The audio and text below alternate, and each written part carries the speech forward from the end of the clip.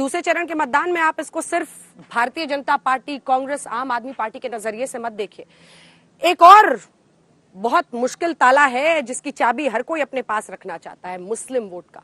जी हां, जो गैर बीजेपी पार्टियां हैं उनमें होड़ मची रहती है कि मुस्लिम मतदाता आखिर किस तरफ जाएगा, और इसी रेस में अब कूद गए हैं असदुद्दीन ओवैसी।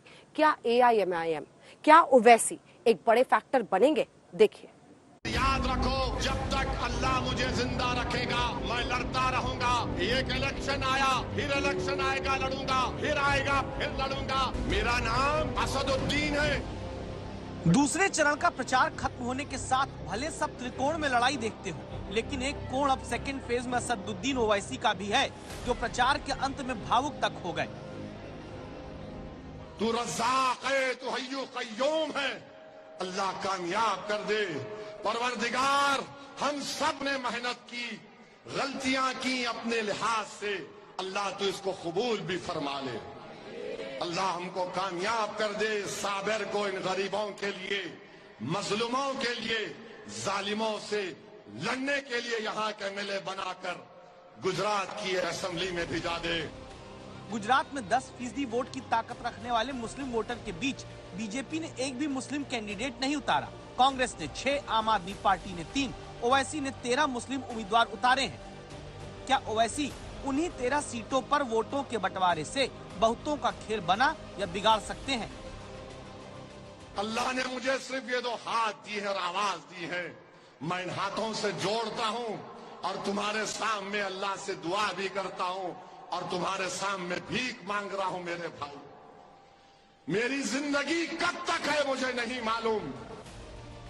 मुस्लिम वोटों का इतिहास अगर देखें तो अब तक कांग्रेस ही सबसे ज्यादा वोट हासिल करती रही।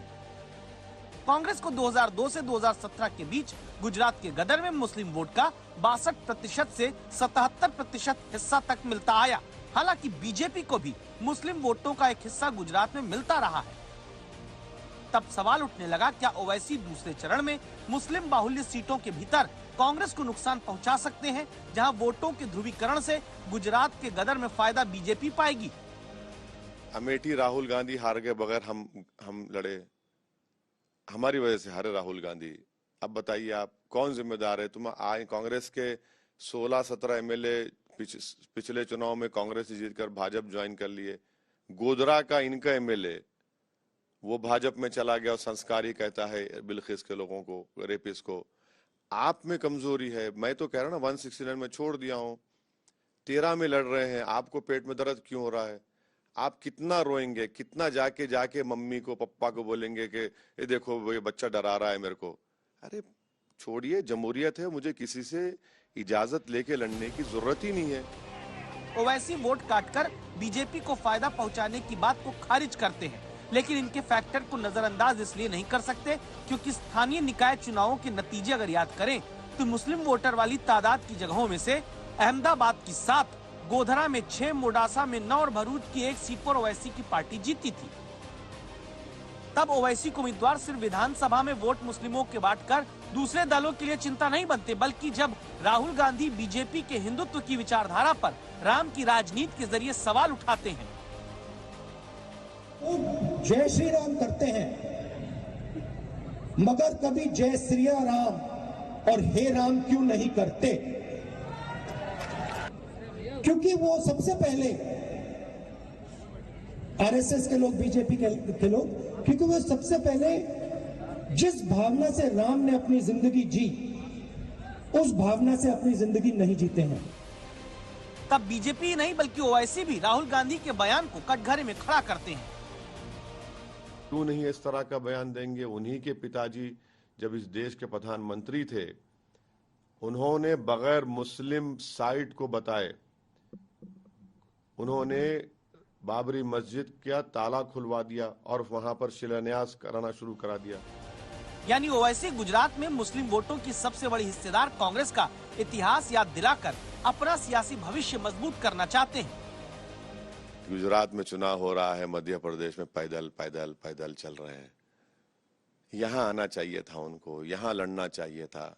आप चले गए, आप तो वॉकओवर दे दिए भाजपा को। यहाँ पर आप जब पार्टी के इतने बड़े लीडर हैं अपनी पार्टी के, आप यहाँ पर है ही नहीं। आप तो कांग्रेस तो मैदान छोड़ के भाग गई गुजरात से, कुछ है ही नहीं यहाँ पर उनका। राहुल गांधी की तरह ही अरविंद केजरीवाल की धर्मनिरपेक्षता पर भी ओवैसी सवाल उठाते हैं। तो दिल्ली के मुख्यमंत्री ने कहा कि मैं हिंदू हूं और मैं हिंदुत्व को मानता हूं। भाई तुम क्या भारत के संविधान को नहीं मानते, जिस पर तुमने शपथ लिया, जिसको बाबा साहेब अम्बेडकर ने बनाया? किस बुनियाद पर आप बात कर रहे हैं? आप क्या पैगाम देना चाह रहे हैं? तो पूरी लड़ाई आज देश में यह है कि नरेंद्र मोदी से ज्यादा हिंदुत्व की आइडियोलॉजी पर हम उनसे ज्यादा हैं। इस तरह बीजेपी के सामने खड़ी कांग्रेस और केजरीवाल की पार्टी को धर्मनिरपेक्षता के पैमाने पर ओवैसी खारिज करना चाहते हैं। 1998 से कभी बीजेपी ने मुस्लिम उम्मीदवार गुजरात में नहीं उतारा, लेकिन एक बात यह भी सच है कि मुस्लिम वोटों का हिस्सा बीजेपी का बढ़ता आया है। तब दूसरे चरण के चुनाव में ओवैसी दूसरे दलों के वोट में बिखराव ले आए तो फायदा किसे मिलेगा, गुजरात का गदर तय करेगा।